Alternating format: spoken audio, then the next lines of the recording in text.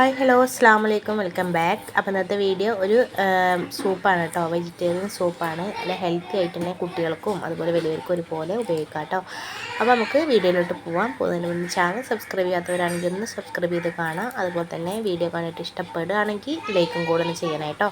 അപ്പോൾ അത് ഞാൻ അതിൻ്റെ ഒരു പാനിലോട്ട് ലേശം സൺഫ്ലവർ എണ്ണ ഒഴിച്ചിട്ടുള്ളത്. ഇനിയിപ്പോൾ അതില്ലാന്നുണ്ടെങ്കിൽ നമുക്ക് ബട്ടർ ആയാലും കുഴപ്പമില്ല കേട്ടോ.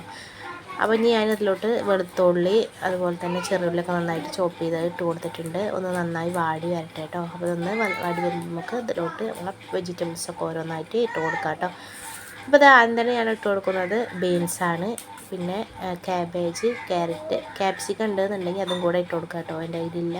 ഇനി നമുക്കിതെല്ലാം ഒന്നുകൂടെ ഒന്ന് വെന്ത് കിട്ടുള്ളൂ, ഒന്ന് എണ്ണയിലിട്ടൊന്ന് വഴറ്റിയെടുക്കാം കേട്ടോ. ജസ്റ്റ് ഒന്നുകൊണ്ട് വെന്ത് കിട്ടിയാൽ മതി. അതിന് ശേഷം നമുക്ക് ഇതിലോട്ട് വെള്ളം ഒഴിച്ച് കൊടുക്കാവുന്നതാണ്. അപ്പോൾ അതൊന്നുകൊണ്ട് വെന്തപ്പോൾ അതിലോട്ട് വെള്ളം ഒഴിച്ചിട്ടുണ്ട്. ഇനി വെള്ളത്തിൽ കിടന്ന് നന്നായിട്ടൊന്ന് വെന്ത് വരട്ടെ.